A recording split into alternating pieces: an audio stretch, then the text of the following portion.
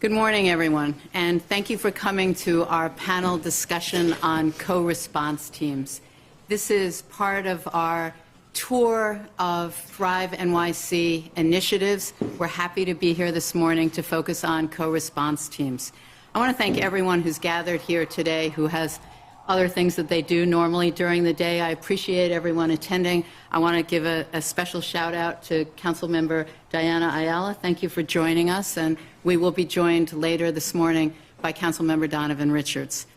Thrive NYC, as you know, is an ambitious strategy that's all about filling gaps in traditional mental health care system, trying to find things that the system can't or hasn't done before, as well as piloting more non-traditional ways of serving people.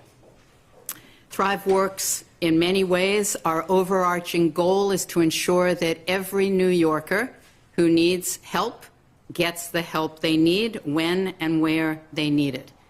Today we're going to focus on co-response teams, which is a relatively new partnership between the NYPD and the Department of Health. It started in 2016. They've served about 884 people to date, connecting them to services and resources, and in many ways avoiding unnecessary hospitalization and further contact with the criminal justice system. So without further ado, I'd really like to start off by asking one of our clients to tell us a little bit about his experience. Matthew has joined us today, and I'd just like to ask you, Matthew, what was your life like? Can you describe it a little bit before you had contact with the co-response teams? At that time, Maybe let's pull the microphone a little closer. Sorry. excuse me. At that time, I was in the streets with my wife. She recently passed away this August. There was some drug use between me. When I first was contacted with the response team, I met brother right here, and his partner's not here right now. But they came to see me and my wife in Harlem. We were staying in a hotel at the time, and it was a different experience with them. You know, I got to know him as a bigger brother. You know, at that time he was expecting a little baby girl.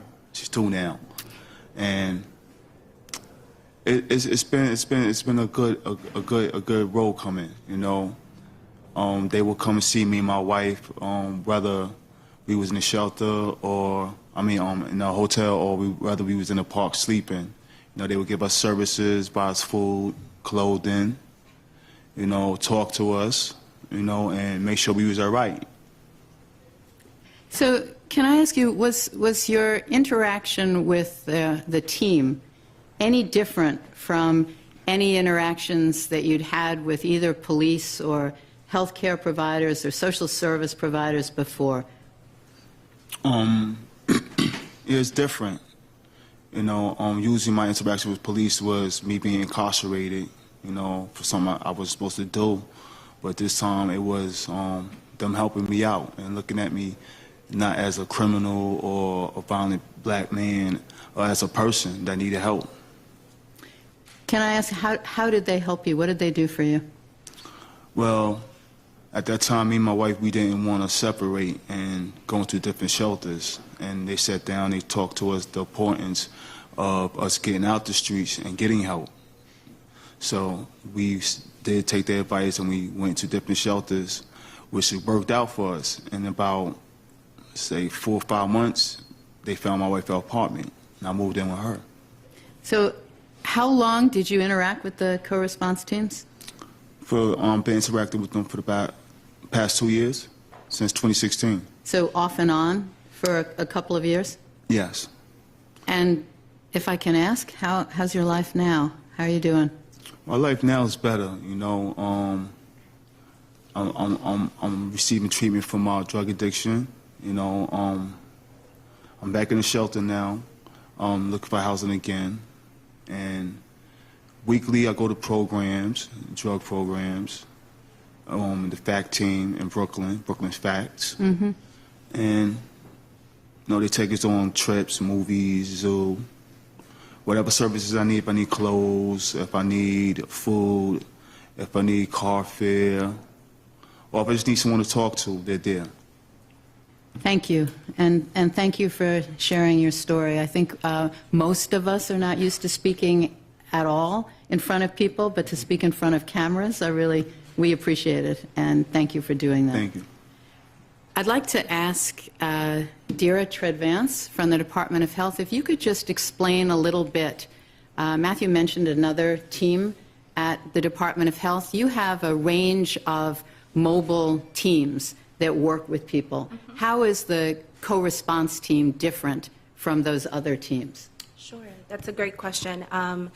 So the program that our client was connected to was the Forensic Assertive Community Treatment Team, the FACT team, and they provide more long-term care. Mm-hmm. In addition to mobile teams that provide long-term care, we have other initiatives just like us, just like co-response, that provide short-term care for individuals in crisis. The one program that we're constantly confused a little bit with is the mobile crisis team, but what makes co-response very unique from mobile crisis is that mobile crisis will respond to any behavioral health crisis, any individual in a behavioral health crisis.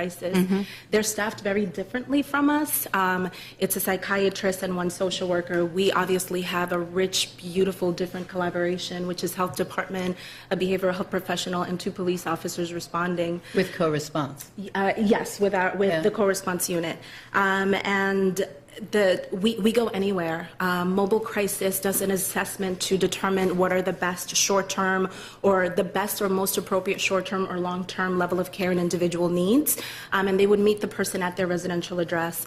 Co-response will go anywhere, and we will meet anyone wherever there are, and we focus on relinking and making connections to care, and our criteria is also very different. We work with individuals who have a risk of violence, of harming themselves or others. So just to put a fine point on this, you've got ACT teams, you've got mobile crisis teams, you've got FACT teams.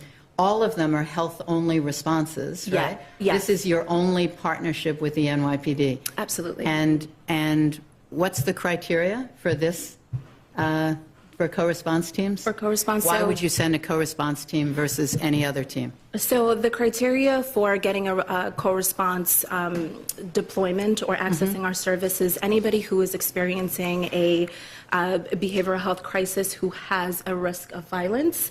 So that's pretty much the criteria that the person. And if I'm correct, this is a proactive response. Yes, this is not a crisis response. Exactly, and we're not meant to replace 911. It's not an emergency response. Yeah.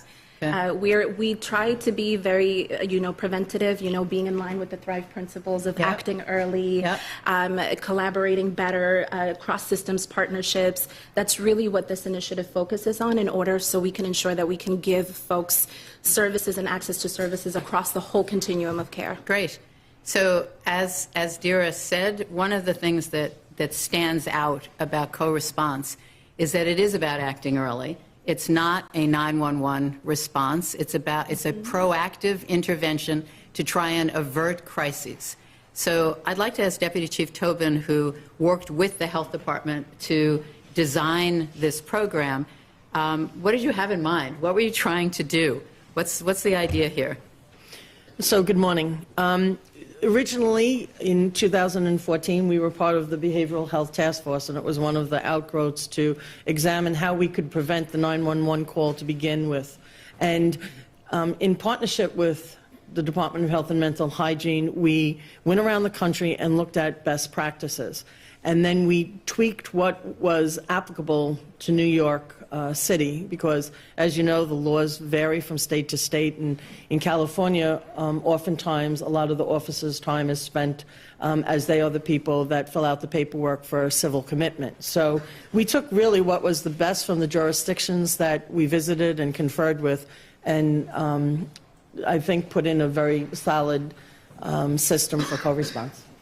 So I'm going to come back to you and ask you why you think it's so good, but let's hear a little bit from some of the teams that are out there on the ground. Thank you, Councilmember Richards, for joining us.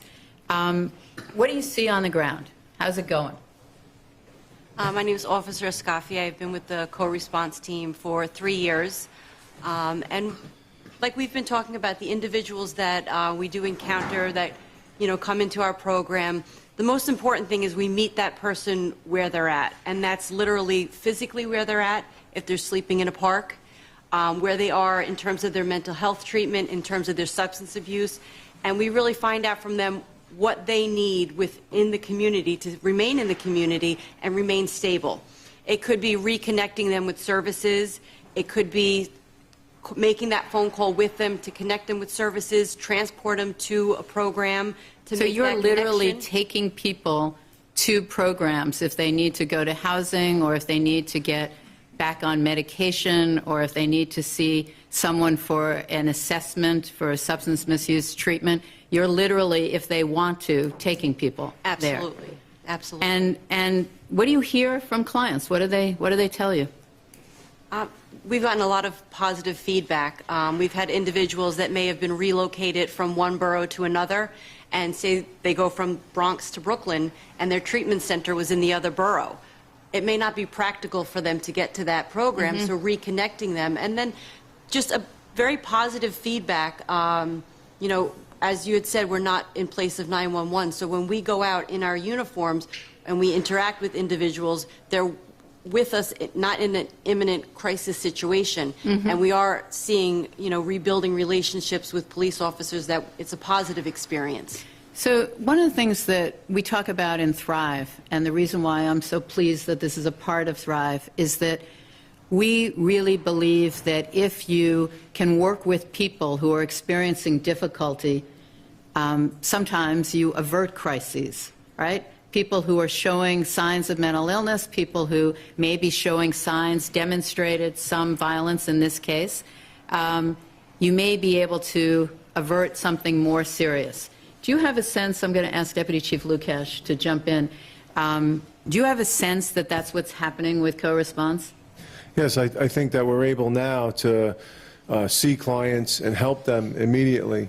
But are you seeing the right ones to avert crises? Yes. How do you know that? Well, by the clients that we're getting and the referrals that we're receiving, we're able to make sure that we're connecting with the right clients, the people that really need the help, and potentially to decline the amount of interaction with police later on. So that, that's systematically our goal. And it seems to be that, there has been a decrease in that. So we've been able to connect with good clients and give them to a successful conclusion. So, Chief Tobin, can you talk a little bit about where the referrals come from? And from your perspective, where you sit, how do you think this is going? Sure. So the referrals come into the triage desk, which is located on the 8th floor here, and the calls come in from New York City as well as service providers. And the number of the triage desk is given to officers that are out on the street that may encounter people that they think could use assistance, and they call the co-response, the triage desk number, and they determine what the most appropriate response is. And from just a random sample of clients who the co-response team has seen, I was able to see if there was a decrease in the number of contacts with the police. And the initial finding was that it was cut in half. Cut in half over what period of time? 6 months to a year. So people who had contacts with the police, and we're talking enforcement contacts. It could be an aided report as well as, say, a summons or an arrest. It could be a range of things. Right. So they had some interaction with the police. Right. And you took a sample and you looked over a 6 to 12-month period and saw that those people, that their interactions with police had gone down by over 50%. Over 50%. Is there any equivalent way of thinking about what's happening on the health side? Do we know whether people are connected to services and it's sticking? Do we follow up over a period of time, right? Co-response follows up. Yeah, we wait to see that people are, comfortably in their services, they are engaging over a period of time, and that they are satisfied with their services. Yeah, I guess what I'm getting at is sometimes people have an image that when we interact with people, we hand them a piece of Right. paper No, and no, say, no. here's a place you can go. Right. That's not what's happening Right. here. And you are not only, you're not referring, you're connecting, and you're seeing that people are engaged and that the service is what they need. Right. According Right. to them. Yeah, so it's very, the treatment that each client gets is very individualized. The referrals that we make for them, we make them directly. Like you said, it's not just a piece of paper. We speak to the providers that we're referring people to. We know who the providers are out there, who serve our clients the best, who are the most respectful, and we will wait, like I said, a period of time. Sometimes weeks, sometimes Yeah. months. Yeah. Can I add? Yeah. What's Right in the also mic. Hello. What I would also add that I think what is great about our approach, like we make sure that we are also very client-centered. So the individual, we ask what works for you, because some folks might already be linked to services, but it might not have been the right services, or it might not have been the exact connection that the person That's what we heard in this needed. example. They were crossing Absolutely. boroughs unnecessarily. Absolutely. And something very simple that, I live in Manhattan, or I say Manhattan is the area that I primarily am present at, and my treatment is in Brooklyn or is far away. So something as simple as a small tweak as to changing the person to a treatment provider in an area that's more accessible to them has a huge difference in somebody's life. Any of the co-response team members, is there any feedback or experience that you want to talk about that would help us understand better what's happening on the ground? Well, the clients that we deal with, they appear to appreciate what we do. Like Karen said, we do follow up, so it's not a piece of paper. So I'm not going to somebody's house and giving them a piece of paper. Well, I'm giving them a piece of paper, that's not it. Yeah. I give them the paper, I explain the services to them, and then I'm going to come back and I'm going to make that phone call. I'm going to set up the appointment. I'm going to ask the client if they need me to escort them to that appointment. If they don't, I'm going to follow up a few days after that appointment. I'm going to come back to the house. How did it go? Did you go? Did you like it? What didn't you like? And if they didn't like it, then we're going to find something else. And we're going to continue to work with them until they're comfortable in the services that they're in, and until we see that it's having a positive effect. And sometimes that may take months. A question that I think a lot of people have when they hear about co-response is, what do the police do? Why are they there? Why isn't this just health only? Is there any value in having police there? And what's your training? What makes you capable of being part of this team? Amay, do you want to talk a little bit about that? Sure. All of the officers that do come into the unit are CIT trained, which is Crisis Intervention Training. It's a 4-day training that's through the department. Some of us also cheated a little bit. I have 15 years as a social worker before coming into the police department, so I kind of bring that with me on any case. Might have helped you get selected for that. Possibly. Might have helped Possibly. you, I yeah. thought it was the blue eyes, but maybe Yeah, not. could be. Are there any other officers who have? Absolutely. How many of the co-response teams members have either graduate degrees or relevant experience before they applied and were selected for this? I would say at least half. At least half. Absolutely. Okay. Absolutely. Okay. Lieutenant Krause, were you going to say something? Yeah, a good number. We vet all the potential officers really, strictly before we You mean this isn't sort of a police department, we want you in co-response? Yeah, so we People look actually apply into their, and want to get in? their collegiate background, their social work background, Yep. as well as their experience with the NYPD. Yep, Chief Tobin? So I think it really points to the wonderful partnership that we have with DOH-MH, but when we first started the unit, we have a personnel data unit that was able to supply us a list of people with credentials like Amay and what experience people had before they came on the job. And then, just so you know, we jointly interviewed people. Chief Lukash was instrumental in doing that and providing the facility and walking people through what co-response would be responsible for. But DOH-MH sat in on the interviews that we do with people applying for co-response, as well as we sat through the interviews that DOH-MH was doing for clinicians. Right, so Karen Remy was actually right instrumental in our interview process. Now, think about it, we have police officers that are getting interviewed, and now there's somebody from the Department of Health in there in that interview. So it was a little, for them, it was a little weird. But, you know, it goes to the amount of pool we have in the NYPD that we were able to pick up people that have a good education and a good background. And what's ironic about the whole thing is when we interviewed a lot of them, we didn't know where we were going to be housed or their tours or anything else, but they all said yes, they wanted to be part of it. So it was all a voluntary basis, and we're very happy with the personnel that are assigned to the co-response. So let's talk about that, because I'm not sure we've made it clear. When this program started at the beginning, it was 5 days a week, 1 tour a day. And when did that change?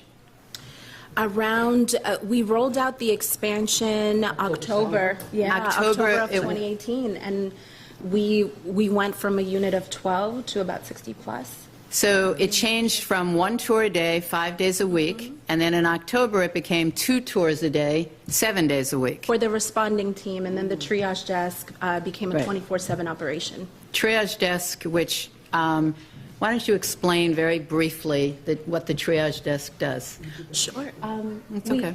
So the triage desk is shared by NYPD and DOH-MH whenever we receive a referral or somebody requesting a co-response deployment.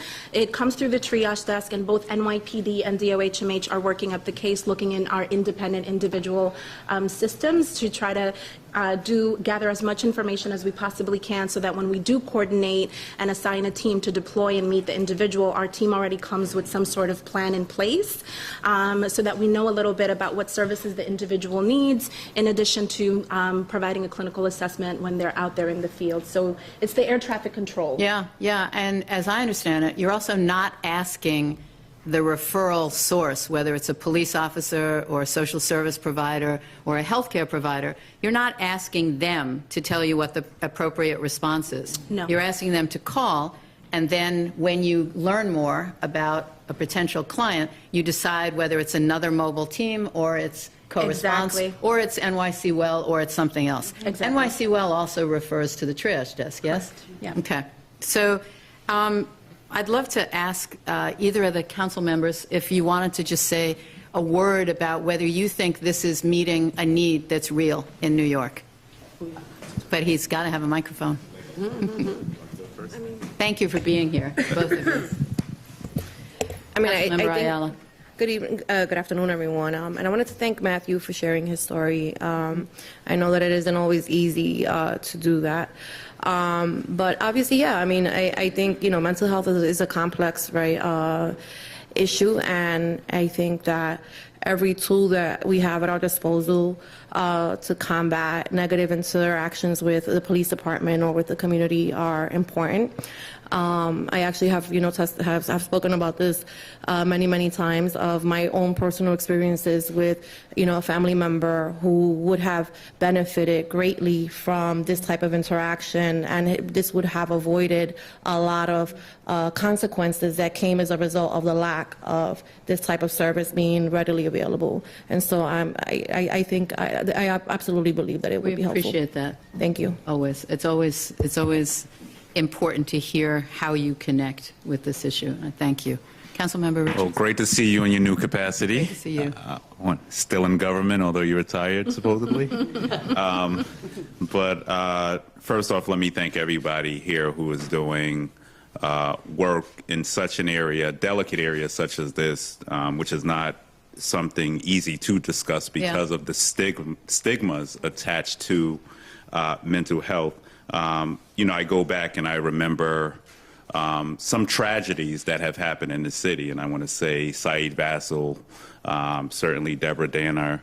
And when you look at those tragedies that happen, no matter what anybody's opinion are about the tragedies, you know, we certainly failed those communities and failed those families and failed those individuals as a city.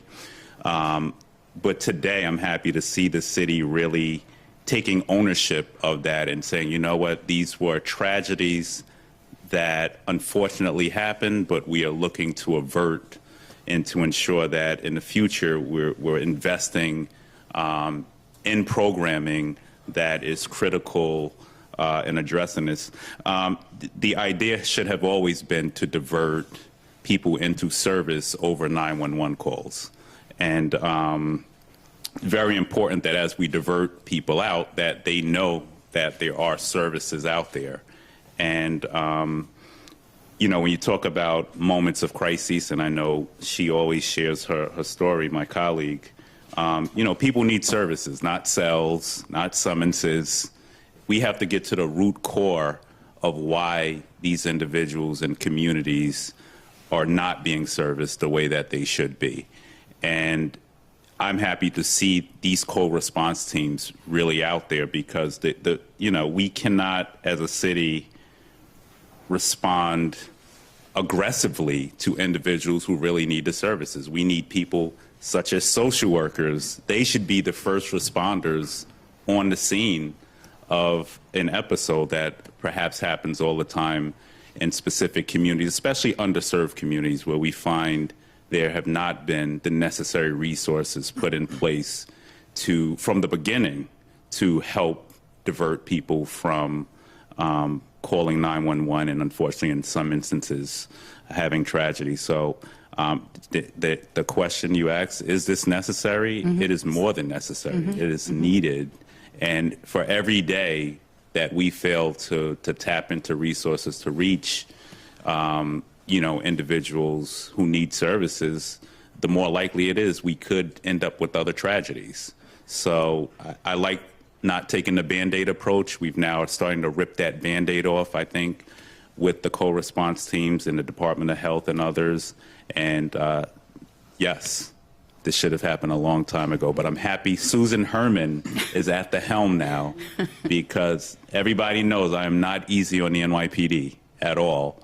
But as my tenure as the chair, I can say there's been no one who's made more of a concerted effort, I think, in the department to get things right. And I will say that, I say that to the commissioner all the time. You are really a loss to the department, but you've gained in another area. People have gained. So I thank you. I thank you. I've said enough. I thank you. I do want you to see this is very much a team effort. Yes. Co-response teams. Yes. And it's a team effort. It is an extraordinary, unprecedented partnership between the Department of Health and the NYPD. Yep. Unprecedented intervention to try and avert crises. It's working on the ground. You've heard one story, you've seen evidence, you've heard more stories about what's happening. You know that people who are connected through co-response teams are less likely to interact with the police than they were before.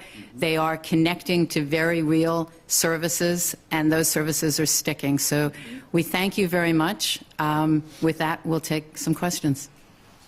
Can I just add one? You want to add one more point? Yeah. I do. I just want to elevate the point that what we're doing here, it's a unique collaboration, as Susan was mentioning, but I think it's also very important that this is a paradigm shift manifested, that public safety does not exist independent of itself. It needs to be grounded in public health. And this is two organizations that have two very different agendas, two agencies, two different agendas, two different lines of work that understand that our work intersects at the community. And this is us putting community at the center, putting individuals at the center. We learn from NYPD. NYPD learns from us. The effort to just even bring CIT training so that the officers can understand the behavioral health world, because not every officer has a behavioral health background, but for those that don't, the NYPD is making a huge effort at least to align and shift our cultures so that we can better serve the community collectively and together, and shifting NYPD, several other agencies also getting CIT training. It's very important. What Thrive is all about is promoting mental health across agencies and across disciplines. And that's what you're seeing. This is one of the primary examples of that work. Commissioners, also, it bridges a gap for us. Within the NYPD, our procedures used to be we would take somebody that had some mental crisis to the hospital, and that's all we used to do. Now this opens an avenue where we're able to refer people to the services that they need, that we would not have been otherwise known to refer to. So it really bridges a huge gap that now we have an avenue to send this person in the right direction. Just to reiterate, again, thank you for that. This is not, right now, this is not structured to work with people who are in imminent danger or people who are about to cause harm to someone else. This is not replacing 911. This is a proactive intervention for people to avert that crisis. That's where we are now. We might experiment later by broadening the scope, but that's where we are now. Let's open it up. Thank you. David. Given the number of 911 calls for people for EDPs is about 500 a day, why not dedicate more resources to something like that so that you could use 911 as the triage for this kind of thing rather than having, if most of the police that go out to an EDP call end up taking the person that the call came in for to the hospital anyway, why not try and use this good program for all those calls? Well, there's several reasons why it wasn't designed that way. First of all, only about half of the EDP calls that officers go on result in somebody going to the hospital, and only a percentage of those involve the police going with them. Sometimes EMS just takes people by themselves. But all those other calls often are either unfounded, or it was a crime in progress, or it was a mistake altogether, it was something else. So only about half of those calls go to the hospital. What we know, though, and I think Chief Lukash was speaking to this, is that many of those people didn't really need to go to the hospital. It came to a point where that seemed to be, and maybe was urgent at that moment, but often that crisis takes years to develop. And if we can see somebody earlier in that trajectory, we may avoid not only more criminal justice contact, but unnecessary trips to the hospital. It could be that in the future there's some experimentation with sending co-response to those calls. That could happen in the future. But this was intentionally designed to be an intervention before that crisis happened, before it was someone in imminent danger. Wouldn't having a trained health professional on the call prevent most of those hospital visits because you have someone who could say, hey, you don't need to go to the hospital, this is a different problem? You're saying most of the people that go to the hospital don't need to go. No. I'm saying some of those people don't need to go. And some of them, had they had an intervention before that point, could have stayed in the community, could have gotten connected to services.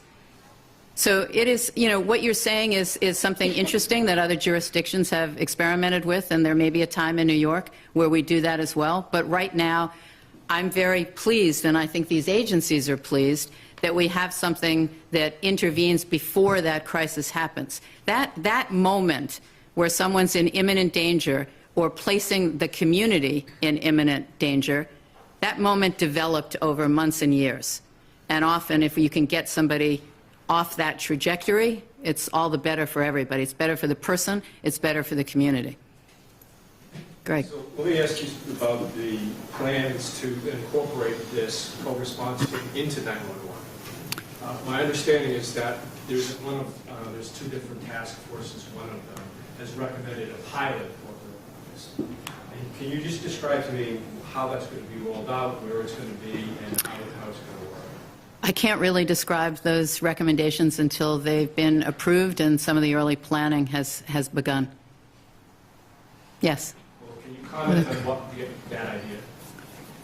Well, I think I just did in the previous question. There are people talking about experimenting with using co-response for 911, but we're not at that point yet.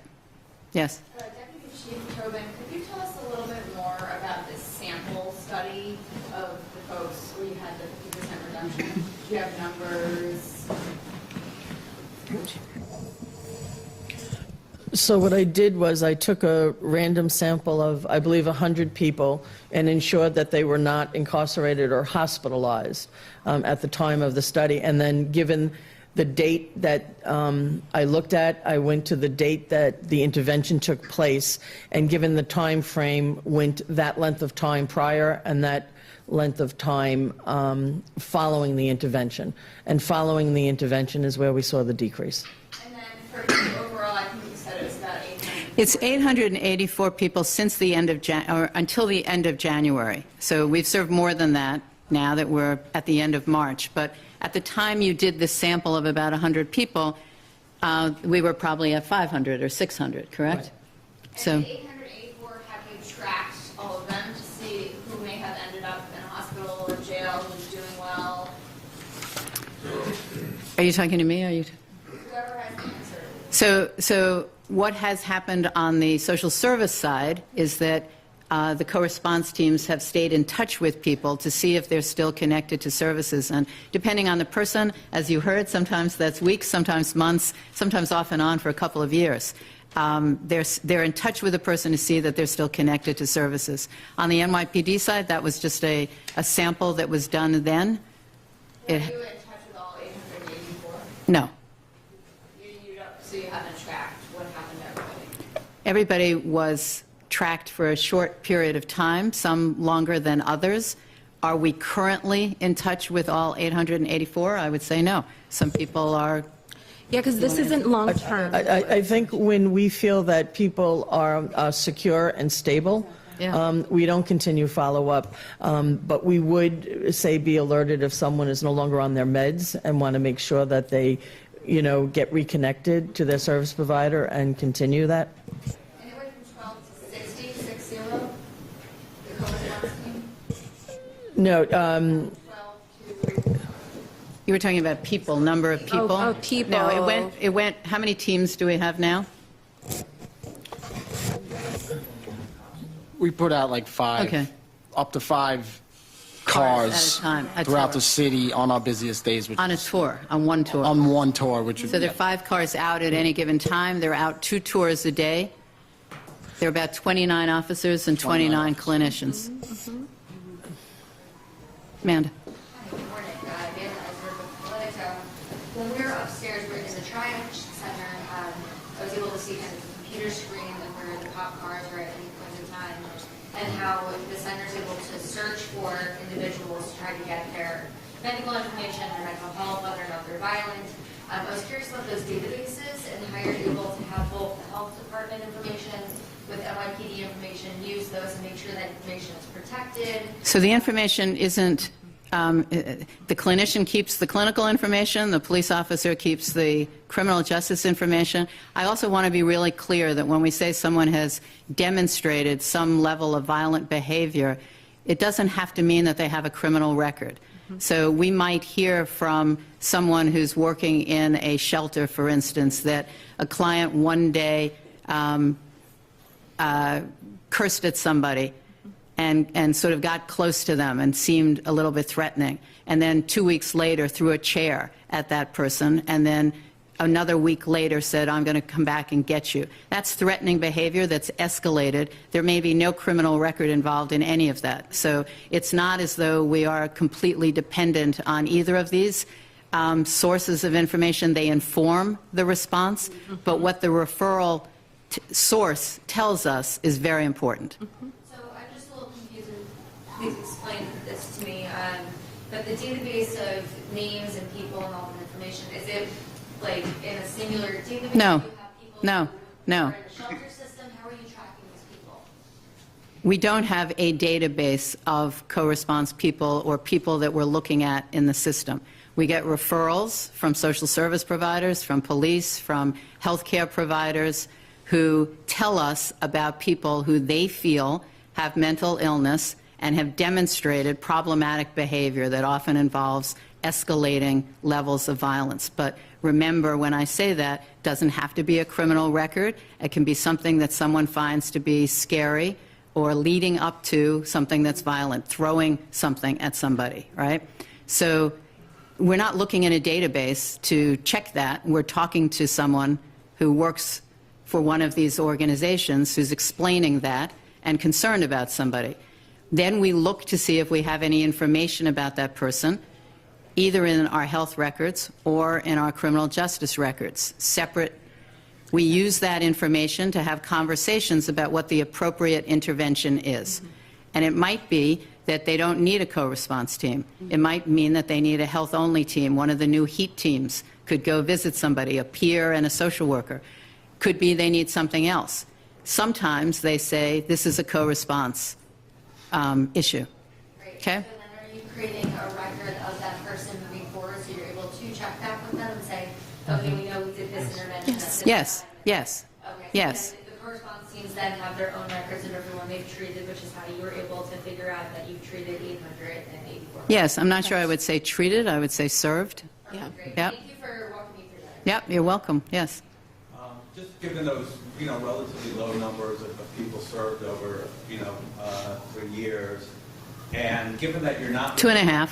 And given that you're not responding, in the heat of the moment to 911, why was the decision made to expand the program? My understanding was there weren't that many referrals being made, so why turn it into a 24/7 operation and add all those... So referrals have gone up as we have ramped up the program. It was really a matter of turning on the spigot and saying, now we'll hear from this entity, now we'll hear from this. Referrals have gone up as we have modified the approach, learned more about what we're doing, and said, we're open for business. Now you can call us too. Now you can call us too. I don't think the referral spigot, if you will, is fully turned on yet. I think we will continue to get more and more referrals as we ramp up this program. The other reason that that we stuck with this, we knew from the outset that this would always be a smaller population of people than calls to 911. Because if you think about it, you think of lots of tragedies that have occurred in the city. When you think about common denominators in those, often you see that they have touched multiple systems and that people knew that if this person gets disconnected, there may be problems. Let's try and do something for those people. Let's try and avert crises. And that is a focus that I am very proud to say we have in New York City now, not just looking at the crisis moment, but trying to avert those crises. Yes, sir. Just wondering, given some of the spending scrutiny lately, two questions. One, do you have the number of how much money was spent in the last 2.5 years? And also, do you feel events like these are more incumbent upon your office now that people are saying, what's the results, what's going on? I think we need to do a better job of communicating what Thrive is all about. We've been very focused on getting programs up and running, making sure they're doing what they said they were going to do, making sure that their reach is as good as it could be. And I think what I'm learning in my first month in the office is that we need to do a better job of communicating what we're doing. We have a lot of programs that weren't necessarily co-branded as Thrive NYC programs, so I think a lot of people see and appreciate many of our programs and initiatives throughout the city, but don't necessarily know the connection to Thrive, and that's one of the things that we'll be working on. And the number of the last 2.5 years, if you have it? I do have it, and I can't find it at the moment. It's over $2 million for this, but it's around there. Okay, I'm sorry. Yes, in the back. Could you say how many calls have come in over this period of time to the triage call center? So I believe that we know that it's around 1,100 or 1,200 people have been referred to us, almost 2,000 I'm hearing at this point in time. I'm a little dated in my information. About 2,000 people were referred to us. That led to the 884 number that I gave you as of the end of January for people who were determined appropriate for co-response. Those other people were handled by other services. And then what is the length of time it takes to respond? So remember, this is not an emergency response. It's not, we're not looking at sort of you get the call and then you're out there, but what are we talking about? Lieutenant Krause? Within 24 hours, isn't it? Within 24 hours or from 3 to 4 hours. It's between 3 and 4 and 24, but everybody's been, we try and, nothing goes more than 24 hours. No, because we have teams for 16 hours a day from 7 in the morning till 11 at night, so we can usually get to something within that time span. If it comes in earlier in the day, we'll be able to get to it by the evening. I just wanted to also ask, the idea, right, correct me if I'm wrong, is that you're trying to serve some of the hardest people to treat, some of the most seriously ill people or people with serious addiction problems? Is that right? I would say that many of these clients are seriously mentally ill. Not all of them are. They all have mental illness. They all have faced challenges in that regard. And for these teams, they've all demonstrated some level of violent behavior. And can I add that a person might have one crisis and that's it, only one intervention with us, and then never need co-response whatsoever. Or anything else. Yeah. We have time for two more. A couple of small questions. How many teams are there? Teams? How many teams? At any one time? At any one time, they're 5 out. 5 rounds, okay. And if you have an active bench warrant, what happens? If someone calls in, it turns out the person has an active bench warrant, what happens? No, apparently... We're not going out on people who have active bench warrants. Is a police officer then sentenced? Is that person an active bench warrant? We refer that to the warrants division. Okay. So that And way, if let's- someone calls in and their person that they're calling about has an active bench warrant that's found out through this check, they wouldn't get a co-response team, but they would get the warrant squad. They would, but let's remember that there are also many other off-ramps to the criminal justice system. You know, they don't necessarily stay in the criminal justice system, but they would, the warrant would take priority. That's right. And if the, I want to be clear, if the warrant squad, they are in touch then with co-response to say, we found this person, and the co-response will go to court and meet that person once the warrant is cleared. But that's significant. They are taken to court, a warrant is often cleared, and they are met there by co-response so that then they get the co-response treatment. It's just not the initial contact. How often does that happen? Not really sure how often, but I could say one of the other great things that we do is when it comes to summons warrants is that we can connect with the court and get them vacated or get the court date pushed back, and then we can help advocate individuals when it comes to summons SAP warrants. I also just want to add that if somebody has a social service provider and they come up with a bench warrant, we will talk to the social service provider and ask them to assist the client in clearing it. And the courts look much more favorably on somebody that has an active warrant that shows up. So we do that as much as we can. I just wanted to ask you something you said earlier. Can I think but I think it's important what you said before, which is that there wasn't good communication on Thrive early on, and that some of these programs weren't, the co-branded programs weren't really coming through. It seems like that was the idea from the launch, was that these kinds of programs wouldn't be associated with Thrive, because the idea was this is for all New Yorkers. We want to not stigmatize the New Yorkers that have depression or anxiety by lumping them in with folks that have serious mental illness. Wasn't that the idea? So the point that I was making was that, and there are pros and cons to co-branding.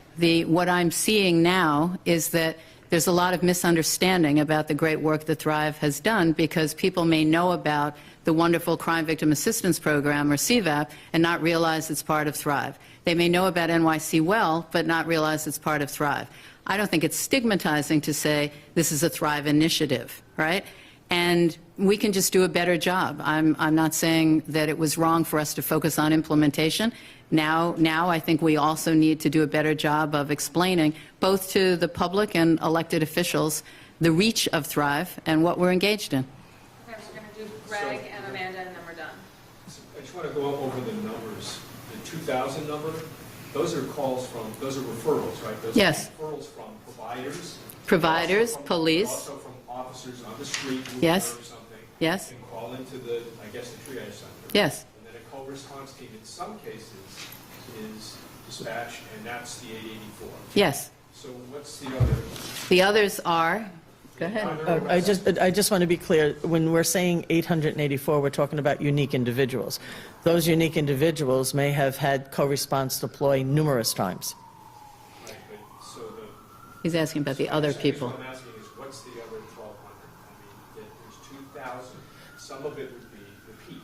Right, some of it will be repeat, but That's in there too, those calls. no arrest. Eric has some information on We can get you the breakdown of that. Generally, what else? Generally, they're connected to either other mobile teams, right? It's 911 sometimes. This seems very urgent, that somebody is referring something to us. It's a 911 call. Sometimes it's other mobile teams. Sometimes it's this person could call NYC well, and seems like they're not in significant distress, and they could talk about what the next steps are. So it's a range. Go ahead. The other service that we offer is clinical consultation, so that if a referent calls and we see that they don't require CRT, they may not require the mobile crisis unit, a trained mental health person will provide a clinical consultation with that referent about how to manage the crisis. Or it's probably not a crisis if we're not sending somebody out, Right. but How to manage that challenge, right, whatever right. they're dealing with. Yeah, so we never just we intervene on every referral in one way or another. If somebody is calling, they're observing something. Right. And there's some action that takes place. There's some intervention, whatever the team feels is most appropriate. Okay, thank you very much. We had one more. Do you have an average number of times the team is interacting with one individual, and do you have an idea of what the capacity for this program is? If you have officers and other people, working on these various cases and clients, is there a number that you have where you're like, this is the max number of people we can serve at any given point? Do you know the average contacts? We, about, on each client that we contact, is about 2.5 contacts per client. But that can go to as many as? You can contact someone up to 10 times, maybe Right. someone one time, maybe someone Right. 10. I mean, it goes from 1 to about 10, the average 2.5. Do you have an idea of how many people you expect to serve at capacity? Since you're at 83, 84 for the past 2.5 years? I think we're not there yet to know the answer to that because the expansion is still relatively new. Going 2 tours a day, we're going to learn a lot. So we'll be watching that. Thank you very much.